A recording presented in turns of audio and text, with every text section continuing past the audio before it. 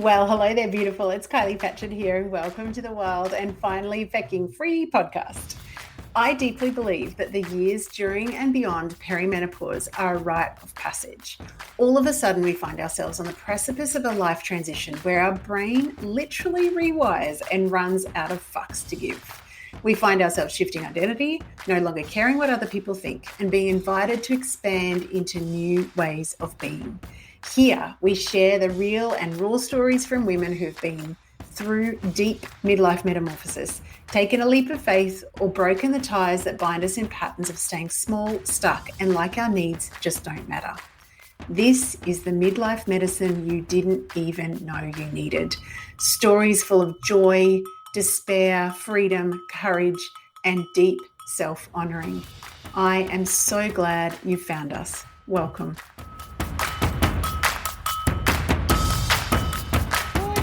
Everybody, it's Kylie and I am welcoming today to the Wild and Finally Fucking Free podcast a beautiful woman I've been connected to for quite some time. God, decades would be decades, maybe one and a bit decades. The beautiful Bella Payne from the sunny coast. How are you? Good, thank you. Thanks for having me. Ah, so cool. I've been looking forward to this chat because Bella, I've been observing even in my time out of entrepreneurship, Bella just keep on stepping into her freaking brand of, I'm going to say magic, and I do that quite consciously. So how would you like to introduce yourself?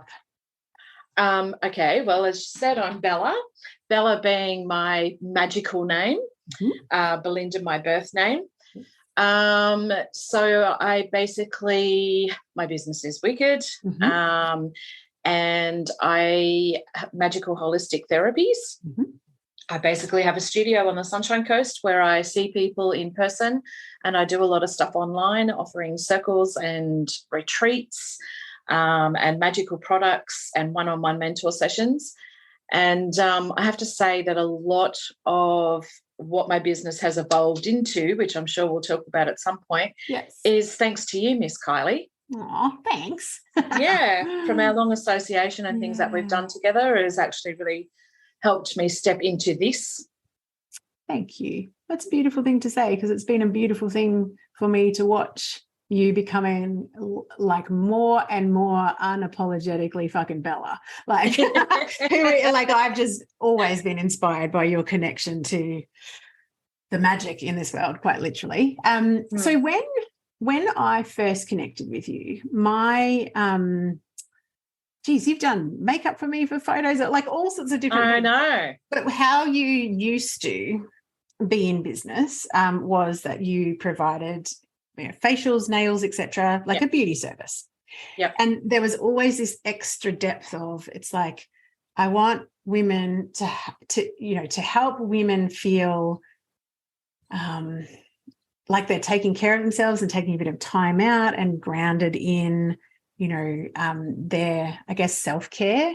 But there was always this depth underneath it. It's like, bring it out, bring it out, bring it out. And now, so many years later, you just provide such like I was saying to you before we started recording, I feel like there's a lot of women that feel like they've got some sort of power or ancient knowing or something inside of them, but it's almost like there's too much conditioning on top of it to say, oh, that's not, it's a bit too woo-woo or a bit out there or a bit whatever. And one of the things you said when you answered the call to interview is, I want to talk about coming out of the broom closet. Please describe for our listeners what you mean. Okay, so basically, as you say, I used to do makeup, nails and beauty was my thing. Yep. That's how you and I met. Like I had that business hat on. Yes. And because you're right, what I really wanted to do, and I guess I didn't know how to articulate it externally at the time, was I wanted to make women feel good, essentially. Yes. I wanted them to feel more confident and more beautiful in who they are. And that was working externally, as you say. That was about making them feel like they had nice skin and nice nails and things like that. In the background, I've been a practising witch for over 28 years, and so I've always had that spirituality, the groundedness in my spirituality. And I found that even with my beauty clients, you could have those conversations because they would say something that would trigger a conversation naturally about magic and spirituality. And so basically I started to slowly bring spirituality into my business because I realized it's what women wanted to talk about, right? Mm-hmm. So that sort of started coming in, and then I actually had somebody, because I had a separate page that's called Wicked Women Goddess Circle, and that's where I just shared all my favourite witchy things, like magical things. And I started to feel like I had two identities, and I started to really struggle with that because I had my beauty business, which at the time was called Bellamore, and then I had this witchy page, and so I felt like I was being split down the middle. Yeah. While at the same time still feeling authentic because I'm always just me, I am who I am. Anyway, I actually had someone contact me through my Goddess Circle page and ask, could I mentor them in magical stuff? And I was so blown away by that. And by then I was already running circles and things, like in addition to my beauty things, and it was evolving over a few years to become about holistic self-care and honouring self. And I started to realise as my own evolution happened that the honouring self and the whole feeling good part actually was more about the internal rather than the external. And that's why the spirituality needed to come into it. And so when this person asked me if I would mentor her in magic, I drove up to Gympie and I went and spent the day with her, and within an hour I'd somehow created a 12-month apprenticeship course, mapped it out. And then I just started to get all this inspiration, and it's like I've got to change and evolve my business because I'd already been thinking for some time I need to bring the two together, and I didn't know how. And she showed me how. And right at the moment where I said yes to mentoring her and realised that everything was about to change, this is no joke, a Wedge Tailed Eagle flew down within metres of her back door where we were sitting, right, squawked loudly. And I mean, it flew down to within a metre of the ground. It's like, boy. I know. And I was like, oh, my God. And so was she. And then it flew up, circled around the house and flew off. And I went, oh, my God. And Wiccid was born from that moment, and everything came into alignment, and I came out of the broom closet and unapologetically said, this is who I am. I'm rebranding to Wiccid because I've realised it has to incorporate everything. Spirituality has to be part of what I do. Yep. And I haven't looked back. It's been the best thing that's ever happened to me. Amazing. I know there's a few things that I want to bring out of the journey, because I think that it's quite a common feeling for us to feel like we've got different kind of identities in different circles. I certainly have felt like that, where particularly when I found myself back in the corporate box of these really strong belief systems that I have, that is my truth, that was completely not aligned to the corporate world. And so it was like, I put on a mask, do this, do that. And it's like the feeling that we get when we bring all the pieces of us together and we actually are the whole of ourselves. That is when magic starts literally to happen, because if you think about it, I remember the days of Bellamore, and it was a beautiful business, but it wasn't the depth that you were as a whole person. No. And so, of course, the energy and the resonance, it wasn't going to be attracting your perfect fit of client, community, circles of women, because you're not being your full self. You're not allowing your full self to be seen. And that's why I think, there's so much fear when women think about, can I really say that I'm a witch? Can I really say that I actually call in what I want? And it's like, well, if you're not, you're never actually going to get what's yours. You're never ever going to be able to receive the fullness of the magic that's out there for you and what's meant for you if you block off certain pieces of yourself. 100%. Like that, and it's no surprise to me that you haven't looked back. And it's no surprise to me that the freaking eagle came and said, just high five. Universal wink in winged form. Yeah. Well, how did like I said, I started to feel like I was split down the middle, and I talked to my husband about it quite a bit, and he's like, you have to bring them together. I've been telling you that for ages, but I guess I just didn't know how it looked. Yes. I didn't know how it felt. And yes, I will admit 100% that there was a lot of fear there about being judged. And even though, as I said, I'd already been bringing in spiritual aspects and started offering like healing and circles and all that sort of stuff, there was a fear there that I'd lose people. People won't like me anymore because I'm a witch, or because I bringing spirituality so out in the open into my business. And someone said to me once, witches like to get their nails done too. And I went, oh wow, powerful. Okay, yes, it was that simple and that powerful. And I went, oh wow, okay. So and it was just that day when I went and saw that lady, who was one of my best friends to this day, I'll just say. I don't know, I just knew, and the fear just fell away, and I thought, I just can't, I have to be my whole self. And so that's why with my business I really focus it, or call myself a holistic witch. My book is Holistic Witchcraft, because I had to step into my wholeness, synchronize all my pieces and bring them all together in order to be able to share authentically with other people that are weird just like me. And now the focus is on making people, or helping people, to find their own inner magic so they feel good on the inside. Because when you feel good on the inside, and you're happy on the inside, then your vibration is high and you're more beautiful than you've ever been, because you're just living in joy. Yeah. And you're magnetic. I've actually got a sign in front of me that says feel good first.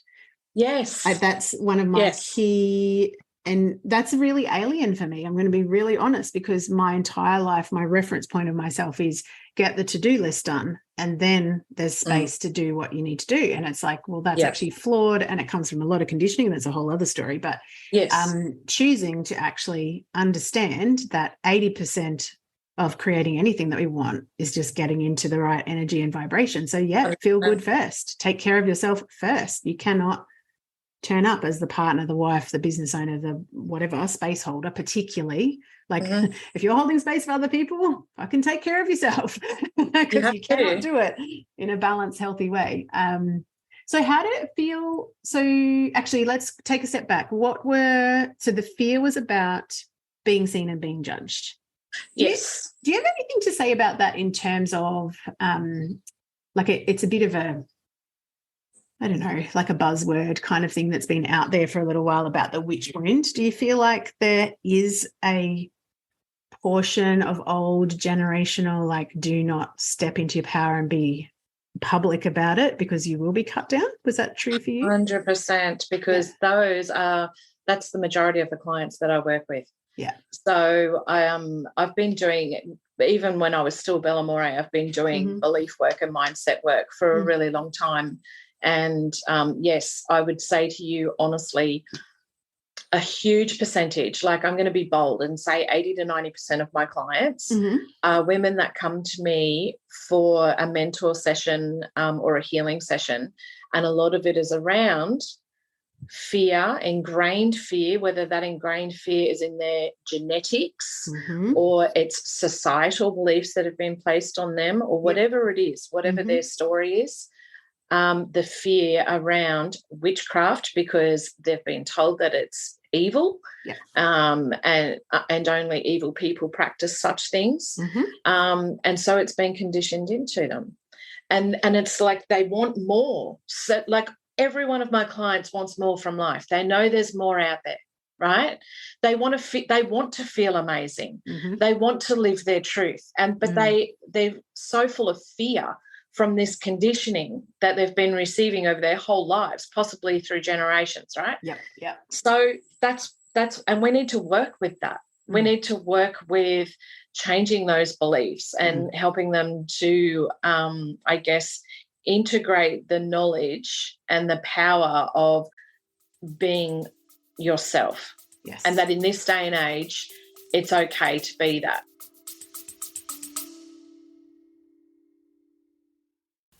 Hey gorgeous, we interrupt this gold for a delicious invitation. If your whole body has been whispering more lately, more voice, more truth, more satisfaction, more clients of the soulmate variety, more cash, more you, then this invitation is for you. Potent, my sister mind is officially open. This is my high touch, holy fuck, I'm ready sister mind for rebels in good girl clothing who are done outsourcing their power and diluting their magic to fit into someone else's business formula. If you have been craving a space where your strategy, your voice, and your energy all get to be offered, honored, refined, and amplified, this is it. Inside of Potent, you'll get my eyes on your business every single week, copy mentoring, and that is for brand copy and content storytelling that turns your truth into client catnip, energetic recalibration that helps you unhook old learned limitation patterns, keeping you quiet, not being seen, not being heard, real-time, high-touch, one-on-one coaching that actually sees the bigness of your vision, and the kind of sisterhood that does not flinch when you show up in your full, messy, brilliant, phoenix rising from the ashes glory. This isn't surface level support. It's deep, potent, paradigm shifting work that changes who you are as a woman in business and a woman in life. We start in August. Early open access is open right now. For the month of June 2025, inside of this early access open doors period, you will receive juicy bonuses, extended payment plans, and access immediately to my entire library of storytelling gold. You'll find all the juicy details at kyliepatchett.com/potent. And we fill spaces, and there's only 10 of them, and more than likely only 5 by the time you listen to this, because by that time I will have offered them to the existing cohort, the beautiful original OG circle. We do actually take applications on a first come, first served basis. So come and apply, and let's get back to the magic of the episode. Yeah, absolutely. God, there's so many layers in that, because as you're talking, there's no just, there's no just in this sentence. It's not simply the witch wound, but if we go to that, and I've been doing a lot of, like, my thing very much so is understanding the shifts in our physiology, our emotional, spiritual health as we enter this perimenopause rite of passage, right? Mm-hmm.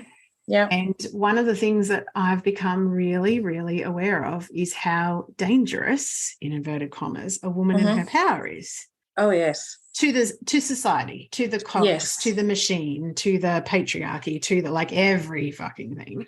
And it's like, no wonder we have so much fear about being powerful and being connected to our magic and being able to call in what we want, because we literally we're swimming in an ocean of, well, if you swim in the mainstream, which I don't, but whatever, like, we're swimming in an ocean of messages that say, stay small. Yep. Don't speak out loud. Be beautiful, be wrinkle-free, be blah, blah, blah, blah. Like, the version of being a good woman, a good girl, a good wife, a good whatever, like, fill in the blank here. And so, of course, we've got these painful layers, but I would also say, and I'm sure that you would find the same thing in your healing and mentoring, it's the fucking source of the biggest freedom that we can ever access is to clear the bullshit stories. Yep. Like, you're not free to create what you want if you've still got generations and generations of trauma attached to you, or society, 100%. Like, whatever version of conditioning we're talking about. So when you had that moment where the eagle comes to you and you said the fear fell away, so it was almost like, what I'm hearing is, like, you were so sure in your path that like the vision was bigger than the fear. Absolutely. Which is a beautiful place to be. So what have you found to be true then for stepping into this version of your business? Like if you could go back and talk to Bella of Bella More, what would you be saying to her about what you could access? I'd be saying, like, do what you really want. What is sitting in your heart, what is sitting in your soul. Share from your truth, because despite what you think now, there are people out there who need to hear your words. There are people out there who need to be within a circle of women that are all vibing with this same energy, or who are all open to expanding their spirituality, to evolving and to growing, you know. It just, as I said, it just becomes the roar becomes louder than the fear. Of you must do this. Love that. Yeah, you need to do this, because, you know, one of the biggest things that that was a real game changer for me, and I can't remember who said it. It could have been you. And it was along the lines of, you know, basically, how dare you keep all that to yourself when there are people. That is one of my catch cries. Get the fuck over yourself. It is not about you. Exactly. How dare you keep this to yourself? Like, do you know how many people need what you can share with them right now? And that was like a big uppercut, you know, under the chin. And it was like, with love, stop being so bloody selfish. You know. Yeah, that's the thing, because like, I don't know, this is, and I've said this on this podcast before, but I'm going to keep on saying it, because I am a very deep believer that before we come down from wherever we come down, you know, whatever your belief systems are, when we choose to come here, we are either given or choose a purpose, and we are also delivered all the connections and challenges and triumphs and, you know, beauty and joy and everything that it takes for us to deliver it. But it's not like it comes in a fucking package and we just like pull the string and ta-da, yay, here's my gift and I will give it to the world. We actually have to heal shit to be able to actually 100%. Deliver the gift to the world. But the gift is not about us. No. Yes, it is absolutely beautifully powerful and fulfilling and gorgeous to feel that you are on purpose. But the best thing about that is the ripple that it creates. And as women, like, actually, that is a perfect segue to where I wanted to go as well. So the ripple effect for you stepping into the fullness of you, how has that affected your relationship with your beautiful man, with your daughters, with, you know, et cetera, et cetera? Where's the ripple going? Oh, well, it's been amazing, actually. So, you know, my hubby, and he's always been a man's man, and, you know, a working man, a warrior man. And I think he went away to work in the mines, and he was at the mines, you know, so a FIFO worker for like 10 years. And it made him very cold and switched off for a long time, even though I'd been told, you know, from a very early stage that he was, you know, had quite strong spiritual gifts, which he completely denied, right? Which he completely denied. But by me stepping more into my truth and my power, and by me, he said to me once, you know, I had one of those little moments where I'm like, oh, what do you love about me, babe? You know, those little convos, you know, over a few bevies. And I've done it to him before, and he's always found he struggles with articulation sometimes, you know, not unusual in the Y chromosome population. No, he wouldn't say that his gift is communication, put it that way. And anyway, but one time he finally answered me, and he said, your determination, it inspires me, and it bites me in the ass constantly, because once you decide to do something, you bloody do it, and it often affects me or involves me somehow. And anyway, and I had a laugh, you know, but I realised that was helping him to evolve, and it was helping him to step up. And particularly when I published my book, and he was so supportive through that, and I think that was when he really saw me, and truly saw me, and it was like he just massively tuned into my energy and finally saw my vision and the path I'd laid out for myself and how he could be part of that. And honestly, in that moment was when he started to step up and evolve. And sometimes, look, let's be honest, not only is he a male, and sorry guys that listen to this, but we do evolve at different rates. That is, yes, we do. That is truth, right? Yes. So sometimes he kicks and screams, because I know when he's on the brink of his next evolution, and he kicks and screams and carries on. But then, and sometimes we have to get to the point where we have a serious discussion, or even a big Barney, you know, because he'll be, when I say kicking and screaming, he'll get angry and resentful, and he'll be, imagine him knocking, like throwing his head around and going, no, you know, and then all of a sudden he comes through, and it is the most magical thing to witness. Yeah. I cannot tell you how amazing it's been for our relationship, in terms, like, we're closer than we've ever been. Yeah. He said that. He communicated that to me. He said, I love, you know, what's happened with us. Like, we're closer than we've ever been. He's more open to things. He helps me with things. He came and helped me at a stall for my business a couple of weeks ago. I could never have imagined him doing that 10 years ago. And he totally did. He literally came and hung out with like hundreds of pagans at this outdoor festival. He's like, I'm putting myself right in the arena. Yes. And he even said, look, it wasn't totally my thing. Those are your people. He said, but geez, they're good people. What a beautiful gift. It's amazing. So he has just continued more, like, honestly, it's been a slow journey for him, but when he has his next evolution, when he breaks through something, it is inspiring to watch. The only thing is, then he starts coming back at me with my own wisdom. Now, that does bite me in the bum sometimes, I have to admit.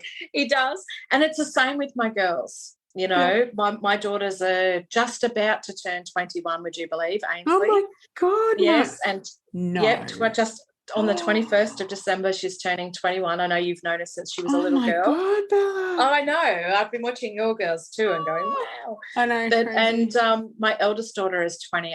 And whereas with my eldest daughter, she got the mum that used to run naked through the forest and dance under the moon and all that sort of stuff, you know, before I met Adrian and became a married woman and responsible. I know, right?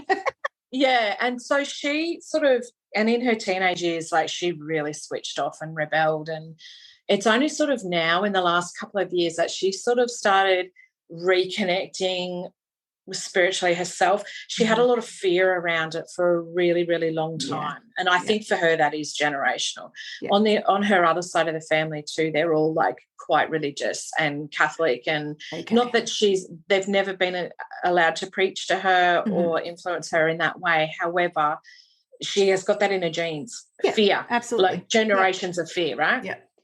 And anyway, so, she's just sort of started stepping back into it. She's more open, like, to think, look, very slowly, but things like crystals. She has a huge love of nature. We all love the moon. Like, all me and my daughters, we all have this natural, amazing bond with the moon because they grew up with me going, oh, my God, look at the moon. Isn't it beautiful? So we actually, as a family, including husband, went and watched the eclipse together for the first time ever. But that was the first time ever that we did a family spiritual thing, I suppose. So, look, my youngest one just about to turn 21. She works 4 nights a week in a nightclub, so she's in that kind of switched off phase. However, she does still maintain her connection to nature and the moon. And I know that she'll come back because she was always the more inquisitive one. In terms of my own journey influencing them, I know, and I say this without ego, I know that I inspire them to be courageous, to be more authentically themselves. They're both so feisty and they say what they mean. They speak their truth and they go after what they want. You know, it's amazing.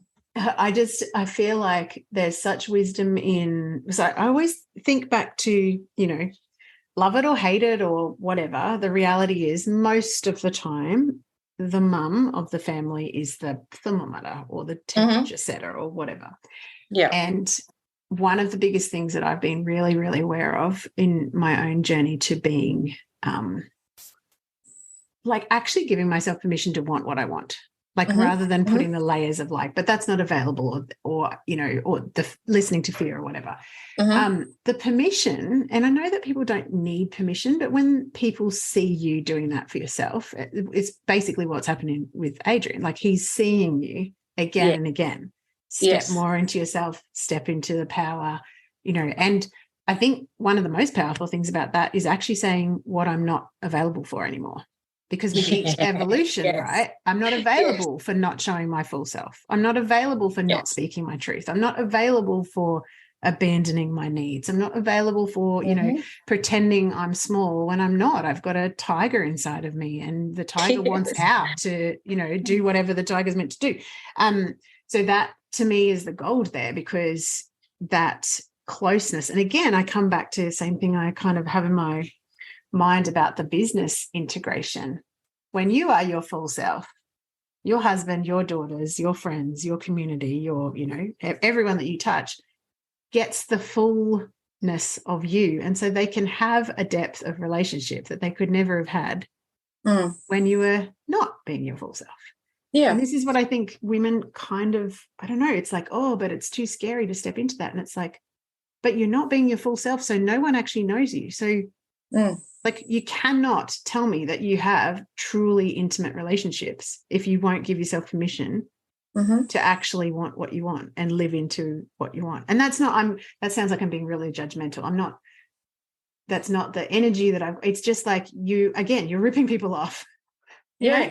Like you're ripping people off. How dare you? It's not about you. Get out of your own fucking way. And I really hate it when there's, like, I think boundaries are important. When you were saying, you know, I no longer have time for this, or I no longer have time for that. I think as part of my own evolution, even though I've always been quite outspoken, you know, in the sense that, you know, if someone pisses me off, I've got no problem with saying, hey, fuck off.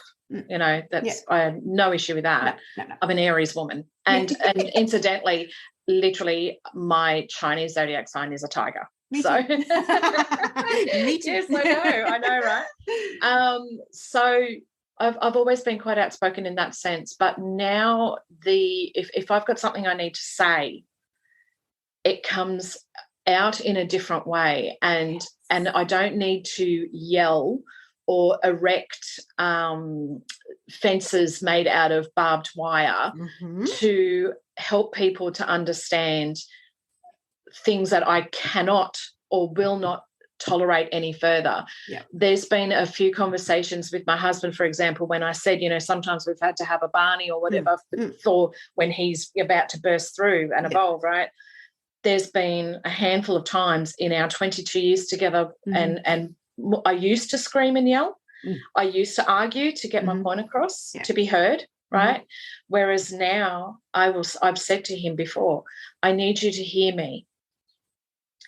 I need you to understand that I will not tolerate that behaviour from you or this dynamic in our relationship for even another moment of my life. If you continue to behave in that manner, we're done. And there won't be an argument. There won't be a fuss or a fanfare. I will just be done, and that is it. And like when I said, I've only had to say that a couple of times. And I'm just using him as an example, which he would love. He would love. No, but that's with anybody. Where, you know, I've had friendships that have ended, you know, which is a natural thing over the course of time, because there are certain things, and particularly when it comes, because I honour myself, right? And if people aren't going to honour me in the way that I honour myself, then it's not a true relationship. Correct. That means that there's untruths there. You know, my friends know, like my core group of friends know that my friendship, I give them everything. Like I give them my whole self. And if they're coming into my space, whether that's my energetic space, my home space, my business space, my circles, whatever, they know that they come in unapologetically as themselves. There's nothing they can say to me that's weird. There's nothing they can say to me that is out of line, or if it is out of line, we talk about it. Yeah. You know, or if they come to me and say, look, am I being unfair about this, or rah, rah, rah, rah, rah, I will tell them. Yeah. You know, and to me, that's pure love right there. When you can speak and interact in a way that is so honest. Yes, and respectful. And I don't have space in my life for relationships where I don't have that. Yeah, absolutely. I feel like maybe this is a tiger thing. I very much relate to. I actually just did a solo episode about that, like being a bitch or beautiful boundaries was the question that I posed. Yeah. Because I really relate to, even up till probably a couple of years ago, my default was you cross a boundary and I'll get really fucking angry, like disproportionately, like you know, and I can easily look back now and go, yeah, conditioning and whatever. But I feel this, and I do think it's partly the perimenopause thing as well, is this, it's a transition from the tiger going rah to that quiet power. Yes. And it's being able to state what's true for you in a way that is assertive but not aggressive, very different energy, so much nicer to receive from the other person. But also it's just like, I don't need any drama around my boundaries. This is just the boundary. So we choose to have a conversation. I just had a beautiful moment with a very old friend of mine where, she did something that really, really hurt my feelings. And I now look back and go, you know what, I've actually ended like friendships by just walking away and never speaking to someone again, because I have not felt that I could quietly and not aggressively state that someone's crossed a boundary and it's not okay. And this was a very beautiful conversation that I had with this friend of mine where I was like, I'm not available to be treated like that. And then she was able to have the space to, you know, to express her perception of what had happened. And it was such a beautiful healing moment of like, oh my God, I think I've just grown up in a way of going from the, I'm going to rip your face off, tigress, to I'm sitting and I'm chilling under a tree and I'm just quietly stating that there's a boundary. Yeah. Such a beautiful thing. And because you can say at that point, and it's up to you whether you choose to stay in my life or not. Yeah, correct. If you're okay with this boundary. Yes. You know, and, you know, and we can continue to grow and evolve together. Please stay in my life. If I no longer wanted you in my life, then you wouldn't be in it. Like, you know, I wouldn't give somebody the time to have that conversation. Yeah. If you know, so enough. Yeah. Exactly. That's such a beautiful. Right. We haven't even delved into the magic of the magic, but I want to because it is so important. So, okay. So women that are drawn to you, they've got this awareness that they want something more. Yeah.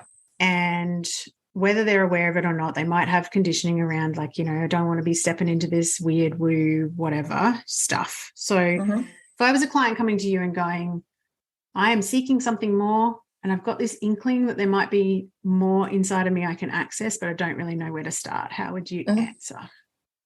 Well, first of all, I come from a holistic point of view. So I don't necessarily talk about witchcraft with every one of my clients. Yeah. So when I say holistic, spiritual, grounded point of view. So I actually will say to the client, okay, well, let's have a chat and we'll get to the bottom of whatever's going on for you. And then using, I work intuitively. So I've got lots of tools in my tool belt, you know, as have you. And that can be anything from meditation to reading cards to doing shamanic healing to, doing little rituals, meditation, whatever, right? We will ascertain what it is that you need. Yeah. And because, you know, yes, it's true. A lot of my clients are witches or they're just opening them. They've just, you know, opening up to that path and they have an interest. But also a lot, probably an equal amount, honestly, are not. Yeah. They will have a spiritual awareness or a spiritual opening. I mean, I have Christian ladies come and see me. Yeah. Yeah. You know, and men. So it doesn't really matter. It's all about ascertaining what the client needs, and we apply the relevant medicine. Yeah, beautiful. I love that. I love the tool belt analogy, because it is so much that, isn't it? Because it's like, what's the listening as someone who identifies as a healer and a helper of humans. Being deeply connected to our own knowing or intuition about, you know, what to bring to the table when, and, you know, to assist that evolution, and always being respectful of the fact that people have their own time of healing and expansion, and, you know, it's not our job. I look back at some of the sessions I had as a coach years ago and I think, oh my God, I was so like, now we need to be doing this, and I'm like, fuck. But anyway. But that was probably right at the time, though. Yeah, exactly. And you know what? Because you attract different people to what level of understanding you have as well. So it's like that was right at the time, and now this is different. Yeah. And also, you know, I think that pre the last couple of years, and I don't like to refer to that at all much, but pre the last couple of years, I think we were more about structure and the working day, and being more rigid and more focused on time. And I think the last couple of years has taught, like, for those of us that are open to learning, it's taught us that we need to focus more on what's important, and we need to go more with our own flow. Yeah. We need to be more in tune with our own cycles and the cycles of nature. And I know that that's why businesses like mine and yours, you know, we survive, because this is important. We've stepped into a whole new age. We are in the age of Aquarius. And what is that about? It's about spiritual awakening, like mass spiritual awakening. And and I've said to people before, like, spirituality looks different for different people. Your spirituality might be that you get up at 6 o'clock every morning and go for a walk on the beach and soak in the sun, and without even knowing you're doing it, you're connecting with the elements, grounding, rebalancing. That might be your spirituality. Someone else's might be that they get up and sit in front of the altar every morning. And you know, so the point being, we all grow and evolve. I can't, like, you already know, I've evolved so much over especially the last couple of years, because you know what, amongst the most troubling of times, I chose to become sovereign. I literally made a choice. I will become sovereign. And I took myself away for a weekend, did a reset, and came back, and basically that was when I even more fully stepped into the wholeness of myself, when I chose to become sovereign, and understanding that things that I would have said to clients then, like a couple of years ago, are so different to things that I would say now. Definitely. So different, because I'm coming from a different energy, absolutely, a different vibration, I have a different point of view now, and different wisdom to share, as do you, and different wisdom, as do you. So, you know, I mean, I know what you're saying, because I look back at some things, like particularly, you know, Facebook things you posted on Facebook 10 years ago, and you're like, oh my God, how embarrassing, you know. But I've evolved, I've grown. Yeah, you do. Like, you know, oh, look at me sitting up on a Friday night having a few cans of bourbon. Have a great night, everyone. Like, I had to proclaim to the world, like, you know, look at me. I'm still a partier. You know, I'm up on a Friday night. Whereas now, I don't give a shit. No, exactly. You don't need to like me or approve of me. Exactly. I'm just doing me. Oh my goodness. Exactly. So we evolve. We change. One of the questions that I had, we didn't actually chat about this before we started recording, but has there been, how much do you feel being in the, either leading up to, in perimenopause, post-perimenopause, wherever you are, but that like transition to, I guess, what used to spiritually be called like the crone or the wise woman stage of our lives. Do you feel that there has been an influence of that in your evolution, or do you feel that that's quite a separate kind of, well, it's not separate, obviously, because we're all connected, but how do you feel about that? It's a good question, and I guess one that I've been I've been sitting on the fringes with this one for a while, I think, and I've been trying not to look too deeply into it because I actually don't know where I'm at either because like I've gone and had all my bloods done, I know, and so I'm not exactly 100% sure where I am with my cycle, transition. right? And putting it to you that there is another recognised phase of life where from mother we actually step into Marga, which is from 50 to 70, and then crone from 70 onwards, right? I don't know. So Marga is where we step into that wise woman healer phase of life, you know, where we can actually do a lot of good. Physically, you know, if we need to travel somewhere, if we need to physically help people with our wisdom or our acquired knowledge, our skills, we can, right?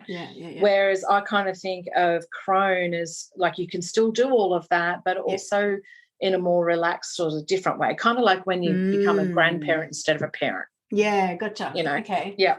I'm 48. And what I'm struggling with at the moment is I have a fear around the physical and emotional side effects, and I'm basing that off my mother's journey. And I'm trying to actually step out of that at the moment, the fear that I've got around that. And yes, I am trying to step more into the wise woman, you know, wise healer kind of.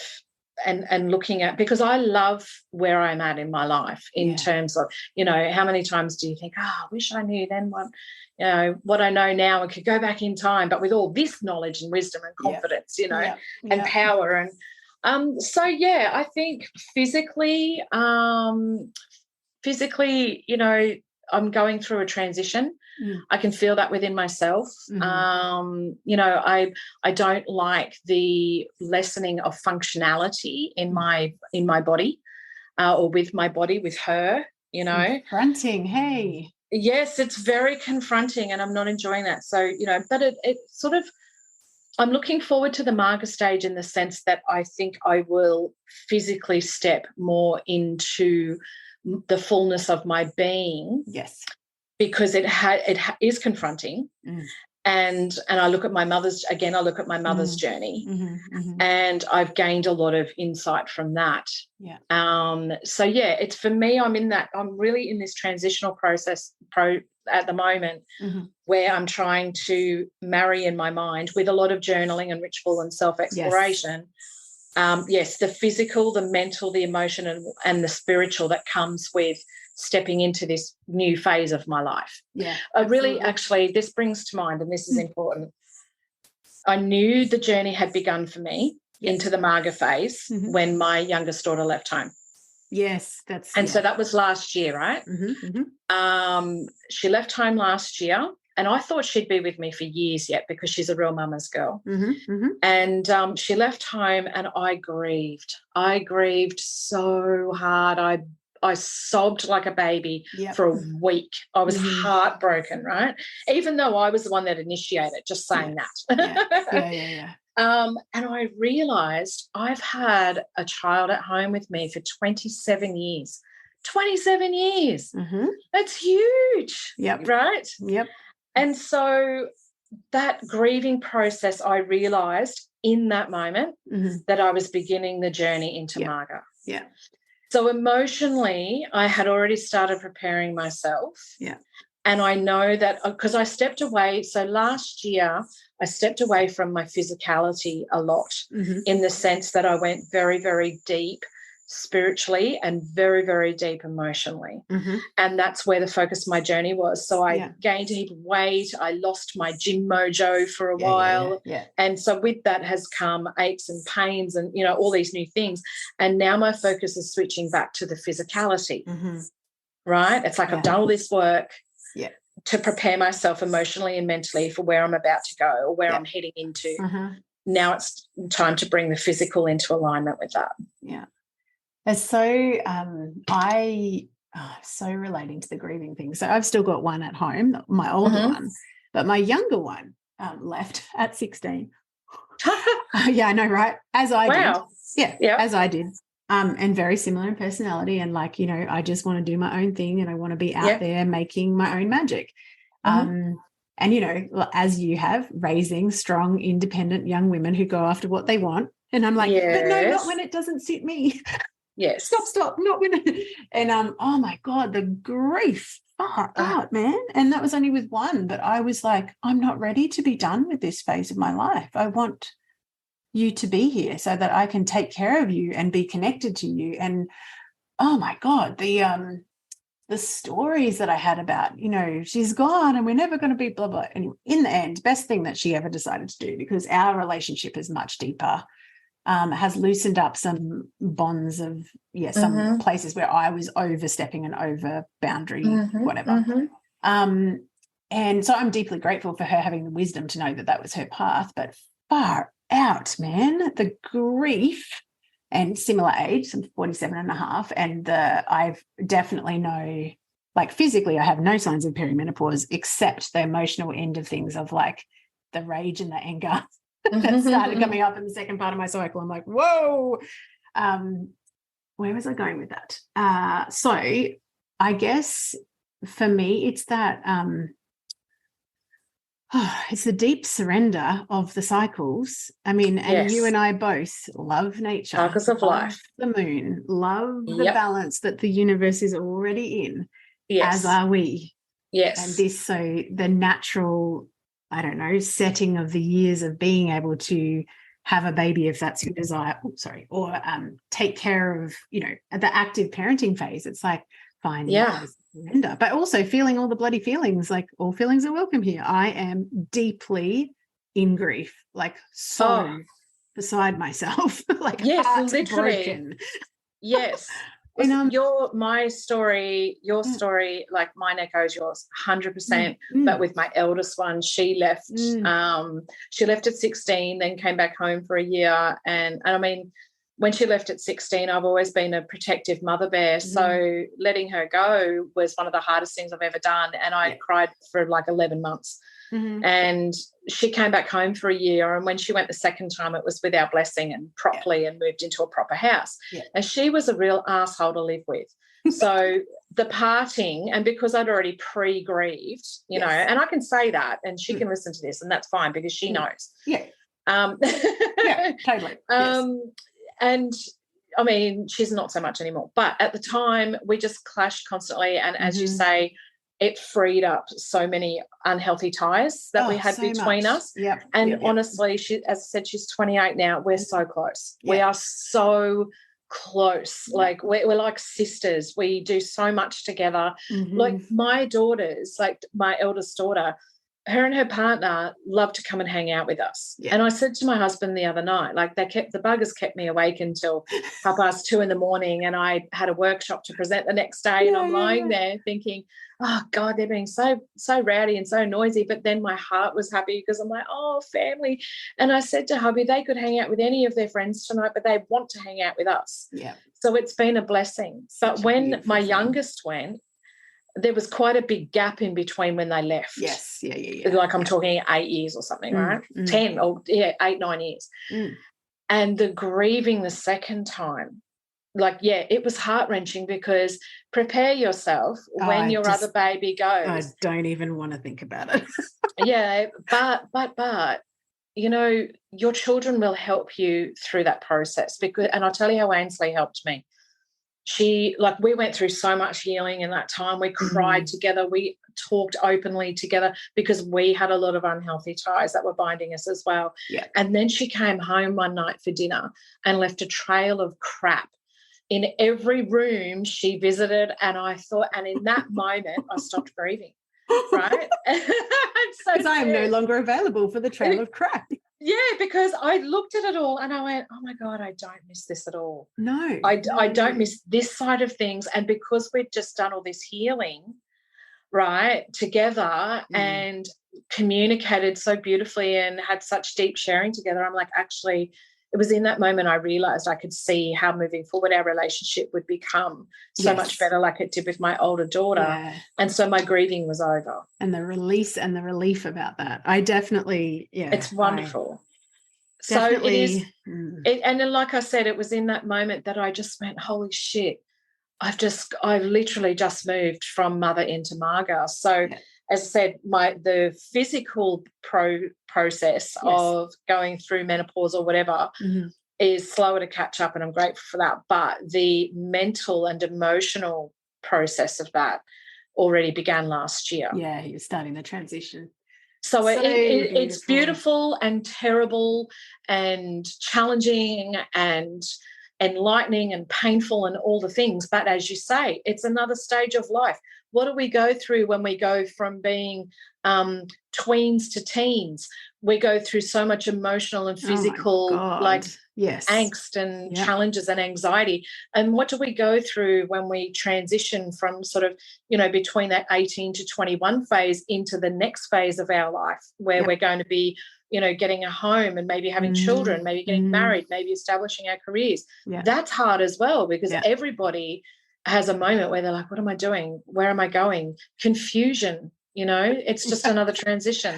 Yep. And this is just another transition, and I recognize it for that. And what I did in that moment where I went, okay, this is what's happening, and actually this can be a beautiful thing, is I started to focus on the beautiful. Yeah, absolutely. And also there's definitely an invitation there, as much as our mums' journeys can indicate on some levels what our experience can be, it also doesn't have to be our story. You are 100% correct. That you don't need to expect the same things. I've been doing I'm doing a specific yoga and breathwork training through someone in Ireland about supporting the stages of menopause. And good. I'll be looking forward to that. Thank you. So much. Like, I'm so deeply grateful for stumbling on this training. And I actually, I've had to be up from 8 p.m. till 4 a.m. to do it because it's in Ireland time. But being in a circle, like already yoga teachers, so already, very committed to holistic health and wellness in all areas and space holding and whatever, but to be in a circle of people like that who are also transitioning through perimenopause, and some of them have gone through menopause and beyond, and having a teacher with the depth of wisdom that this person is, I'm just like, oh my God, we need to be honoring all journeys through the transition, the ones that are absolutely fucking terrible, like from a symptomology perspective, including like severe mental health issues and suicidal ideation, like that extreme. We need to honor the people that sail through that transition with absolutely nothing. We need to honor the fact that, yes, we've got generations of women before us, but we also are living a very different existence on all different levels. Like the work 100%. That you've already done on healing is, and just to make it, it's just exactly like this podcast. It's sharing the stories so people are aware. Like when you say you've got aches and pains, I'm like, that is a key thing that perimenopause creates. You know, the inability to keep up although you're saying you chose to go down a different area of health, but even, not being able to keep up with this intense aerobic, hard-hitting exercise that we sometimes like to do in our 20s and 30s, like all of those things. And it's just like, we need to start speaking about this, because then it normalizes all the different, versions of transitioning. And then obviously how you choose to cope with it too. Yeah, absolutely. Exactly. And, the thing for me, the biggest thing that's come out of this training already, like I've got weeks to go, but is how absolutely imperative rest is. Oh, just right. And as two tiger women, how hard has it been to teach yourself to rest? Well, I've actually got written here, I am here for revolutionary rest. Like, because to me, that is a revolution. Because I have always had the viewpoint of myself of like, go, because I've got lots of energy and like, I've always been able to, but it's at the cost of the health of my nervous system. So it's at the cost of my connection to myself, my ability to be present in relationships, my ability just to do something for the joy of it instead of attaching an outcome to it. And I think that's the invitation of perimenopause. It's like, well, your body is actually forcing you to slow down, forcing. Now we can fight the fuck out of it, or we can go, all right, I surrender. This is a stage. This is the next evolution. This is, it's the cycle. The wheel continues to turn whether we like it or not. So we may as well just surrender. You've just helped me have an aha around that. Ah, Thank you. beautiful. Well, because I was just going to say, if I can interject for a minute, Yeah. that when, like, that is 100% true what you're saying about everyone having their own journey. So as I said, I have had fear around repeating my mother's patterns with her journey. However, that's a revelation in itself for me, is that she was a different person. Totally. She completely different to me. She wasn't open spiritually. Nope. She hadn't done any sort of healing work or anything, because I wasn't even offering it back then, and wasn't really in that circle. So she hadn't done any sort of healing physically. Her physicalness was very different to what mine is, her physicality. So there are so many factors that were different for her in comparison to what's happening for me right now. We're two vastly different people. So that was kind of the first part, of what you just said. Then I'm like, well, yeah, actually, so that kind of takes the fear away a little. That it's not a done deal. Her story is not. And I mean, one of the key things that I always believe, I think it was something, Destination Delicious days, like, you're never a victim of your circumstances. You're only ever a victim of what you believe is possible. So be careful what story you're writing yourself, because her past does not dictate your future. And you are, I would assume and guess, and I hope that, this is not offensive, but I would assume that you are more in tune with your whole self. 100%. And so therefore, some of the pain, unfortunately, that I hear when people are talking about, like I say, the clusterfuckery, but really it's a rite of passage, it's an invitation, it's a transition. We are changing biologically. Our estrogen drops, therefore all of these things in our bodies change. But the invitation there is like, it is a new stage of life. So who do we want to be? What do we want to continue? What are we here for? And just when our nests are emptying, it's also like we get to reconnect with our mate again in a different way. We get to dive into our purpose potentially more, juicily, when we don't have that day-to-day sort of like caring responsibility. So it's like everything. I was just going to say, and my mum did not have the physical connection to her body that I do at all. Like, she was so physically disconnected from her body and her inner self at the time when she began the journey. And, now totally different story. She's been amazing. But so, it helps, and it makes me realise when we're talking about being in tune and in flow with our own cycles and our own journeys, on reflection of this conversation, I've already been started preparing for this, and it's all, the dots have all just connected for me. That's what's just happened, right? Is that, hang on, actually, I think I knew it, but also not. I was conscious and not conscious. I flowed in and out of consciousness. And what my big aha was when you said about the rest thing, because so I've been having a little bit of a hard time with accepting.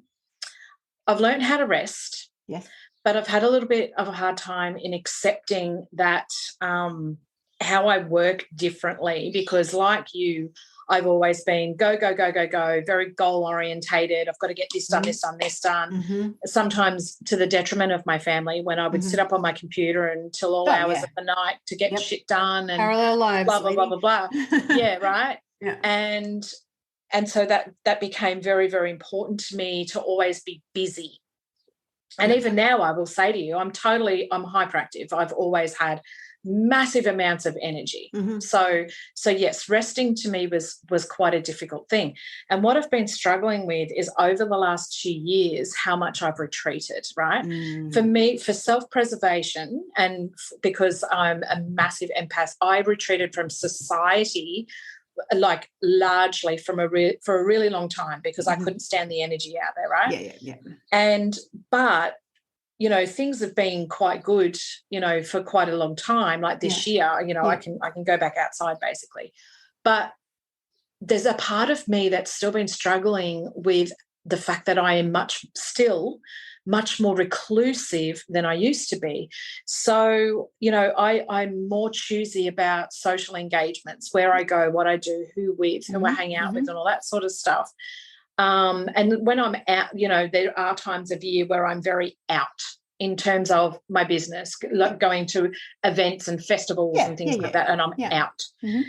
And it's, years ago I learned that as part of my own journey, I need to have downtime after a big out time, right? Absolutely. I have to. Mm-hmm. And I'm an ambivert. Ambivert, big time. Mm-hmm. So I knew that about myself. But there's been part of me that's like, why have I been finding it so hard to get back into structured, productive work days, right? Because particularly when I wrote my book, I taught myself to have days, okay, Tuesday and Thursday I'm going to write. Mm-hmm. And for the last year, I have not been able to do that. Mm-hmm. I just can't. Mm-hmm. And so I've been questioning myself, have I gone too far on the other side of flow? Because, it came so much about staying in my flow and flowing from one thing to the next and going with what felt right to do, which, as you know, that's when you're at your most productive and most magical, juicy, because you're coming from your raw, wild self, right? Yeah, absolutely. But there has just been this niggling in the back of my head. You've been wanting to stay home a lot more than what you used to. Mm-hmm. You've been a lot more selective about what you will and won't go to, like social events and things like that.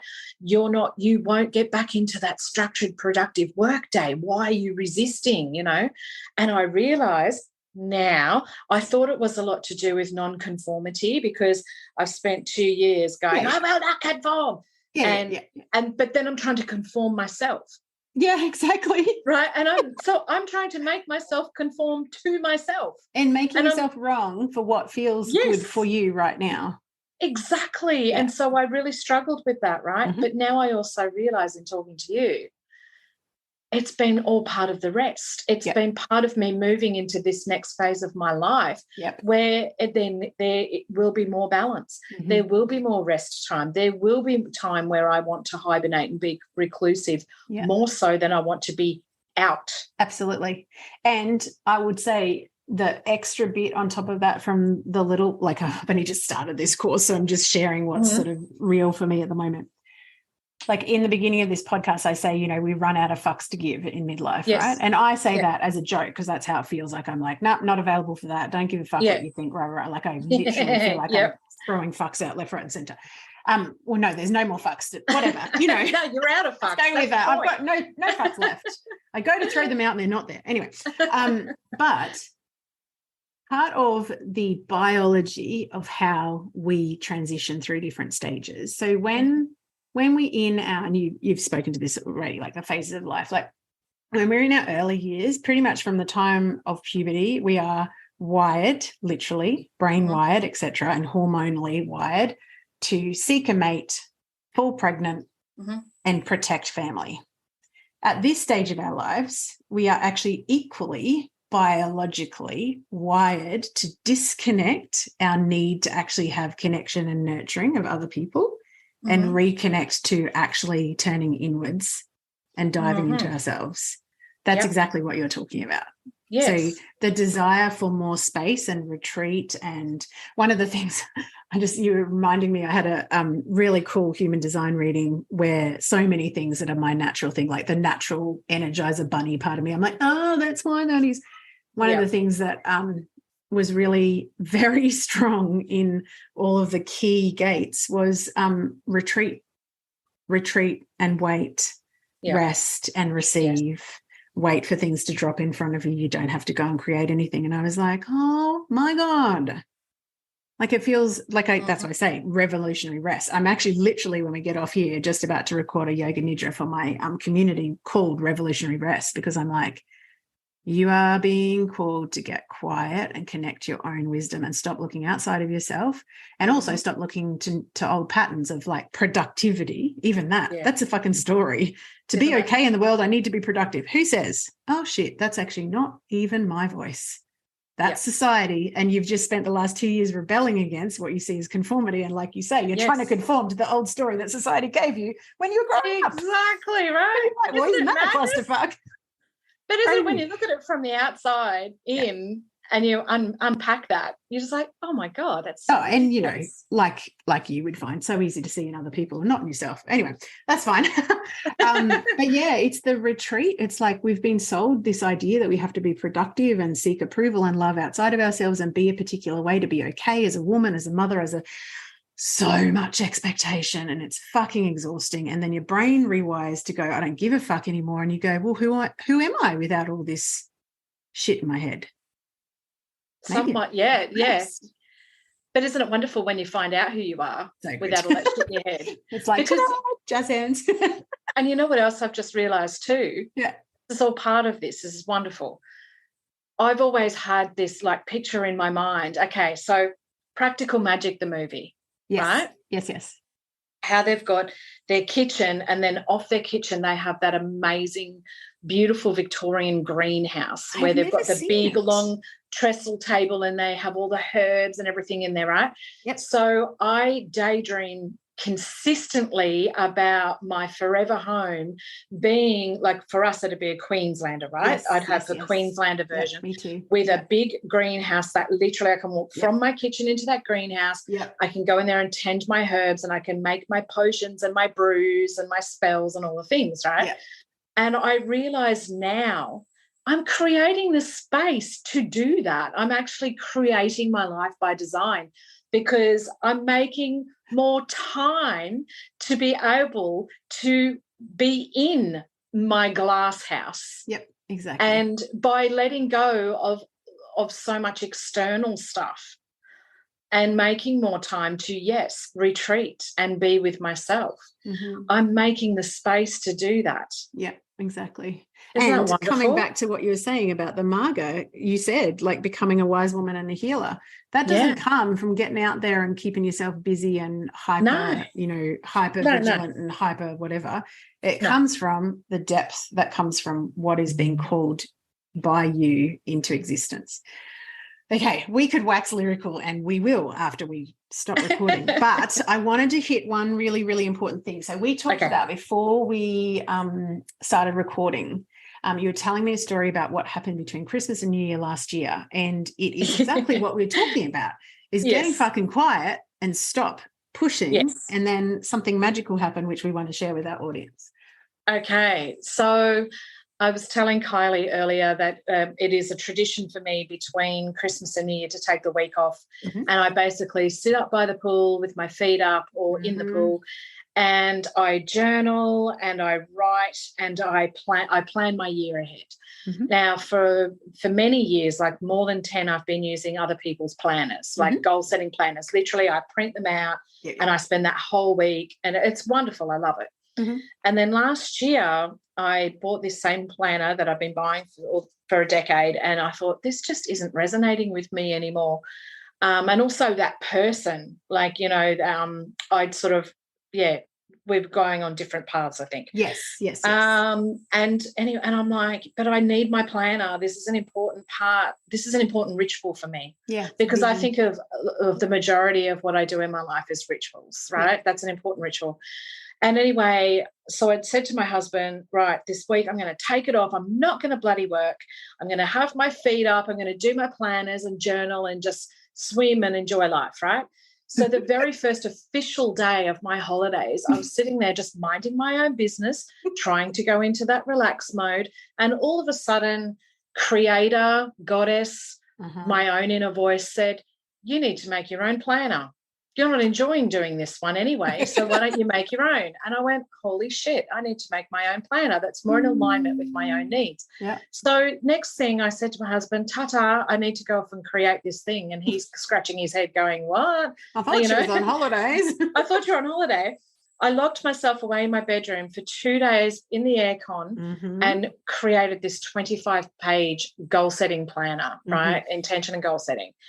And it's so cool. I'm just gonna say that without ego, it is friggin' cool. I love it because I filled it out myself and I loved it. It was more defined. Yes. It was more defined to my own needs. And so I thought to myself, just for shits and giggles, I'll put it out to my community because I made it all professional and beautiful. Yeah. And I thought I'll put it out to my community and share it because if I love it, then other people probably will too. Yeah. And I thought, also, like, I'll just do a bit of a test, and I'll say, you can choose to pay between $5 and $25, and gave people like 4 different payment options, right? Yeah. And my husband's like, don't put it out for $5. Everyone will choose $5. And I went, I don't think so. That's not what happens. Because people place value in different, like, have different beliefs around value, right? So I put it out there. The first 4 orders I got, they chose to pay $25. Yeah. And I ended up like making a bit of money from it out of just this thing, this idea, this channel idea, this divine wisdom, and so this year, and it's just been such a joyous thing, getting so much feedback from people going, I love it. It's exactly what I needed. Yeah. It was what I was looking for, know, and I sold more than I ever could have imagined. And it's just been a really wonderful, magical thing to share with my community. So I decided I'm going to keep doing them. And this year I've created another one. I've added 15 more pages of content. So rituals and spells and tips, and all aimed at helping us to stay connected with our magic and live our life by our own feelings, our own flow, our own cycles, and basically designing the life that we want for ourselves. Amen. And the perfect thing is, when we looked at the podcast schedule, you guys will be listening to this sometime between Christmas and New Year 2022 to 23. So I will make sure it's in the show notes. You can also find Bella online at www.wiccid.com.au, WICCID. I will link that, but for you guys that don't look at show notes, go and find Bella on Facebook. It's been a freaking joy to reconnect to you. I need to go journal now, because I've had so many ahas myself in this conversation. Thank you very much. Thank you. Oh my goodness. Yeah. It's just been, like I said in the intro, it's been such a joy. Like, very often I'm connected to people that have, been inside a program some years ago, and continuing to see people just keep on saying yes to themselves, yes to themselves, yes to themselves. And, the depth that you've brought out into the public eye that we saw, the people close to you saw, and to have it resonate so beautifully with your audience is just such a magical thing to witness. So thank you for being here. Thank you. And I just want to say you were such a big part of that. You were one of my early mentors, and you were just the work that we did together by you showing up and sharing your truth at the time, when you said before, I look back and go, oh, bloody hell, I can't believe I said that. But you need to understand that, at the time, what you were sharing was so perfect for me. Yeah. Yeah. And it literally unlocked so much in me and helped me to let go of so much of my fear. Yeah. And I'm not blowing smoke up your ass, because I don't do that to anybody, but I literally mean it. You were one of the most important mentors for me, were and are, in my journey. Like, honestly, so much of what I've done is because you got in my face and well, like, literally. So what if people don't like what you have to say? Like, stop procrastinating, get your shit done. And I did. Like, seriously, I can remember at our Destination Delicious Day, one time, and you're like, what's your biggest block? And I said, I procrastinate. Why? Oh, I don't know. Yeah, you do. Why do you procrastinate? And basically, long story short, we got down to the point where I revealed that I was afraid of success, because then people would all be looking at me, and then they might not like what I have to say. Correct. So, and over the years, I've been able to do a lot of healing and belief work around what we uncovered in that session, which has all helped me to evolve to the point where I am now. That's a true story. Been a fucking pleasure, honestly. Yeah, because I just, come down to it. If you didn't heal your fear, then the world doesn't get your magic, and it's not about us. It's about what we can offer. So exactly. So thank you, Miss Kylie. Oh, thank you. That was a deflection, wasn't it? Thank you. Gratefully received, my friend. Okay. See you, darling. Hello, beautiful. Thank you so much for tuning in. I'm just here to celebrate the fact that we have just clicked over 1,000 downloads of this beautiful podcast baby of mine. So funny to think, because it's 55 days or 56 days today since I actually had the idea and thought, I'm going to create that, and I'm going to share stories, and hopefully women will really resonate with all the messages. And you have resonated, you have taken the time to pop in reviews and messages and DMs to me just to say how inspirational all of these guest stories have been. And I'm so grateful that you're tuning in. And I'm just wondering if, like me, as we draw to the close of 2022, you're starting to realize that you are quite freaking tired. There's been a lot going on, right, on a global scale in our communities, breaking down of big structures in our society and conditioned belief systems or shared belief systems. And for a lot of people that I know, me included, a lot of stuff going on in personal lives, a lot of taxing, stretching stuff. And the thing is that I hear all the time that we've been taught that we need to keep pushing through. You know, we need to push through to get anywhere. We need to push through the tiredness or the exhaustion. But I'm here to actually offer a different point of view. What if the reverse is actually true? What if the very thing we actually need most to settle our nervous systems, to help our bodies feel safe and our minds to be calm, is actually to rest more? Rather revolutionary, isn't it? I've decided, as a gift from me to you for the end of 2022 and as we cross over the threshold into a brand new year, to gift you a beautiful experience called Revolutionary Rest. Revolutionary Rest is a deeply relaxing and restorative yoga nidra experience. It combines body and breath to come into stillness and just to be. And it provides a beautiful respite from all the stress and the busyness and the obligation you might be feeling through the silly season. And I just really want you to be able to be gentle with yourselves. Be gentle. Remember that you are a precious, miraculous being, and you need to be taken care of as well. So you'll find Revolutionary Rest completely free on the podcast website at kyliepatchett.com.au. I really hope you enjoy it.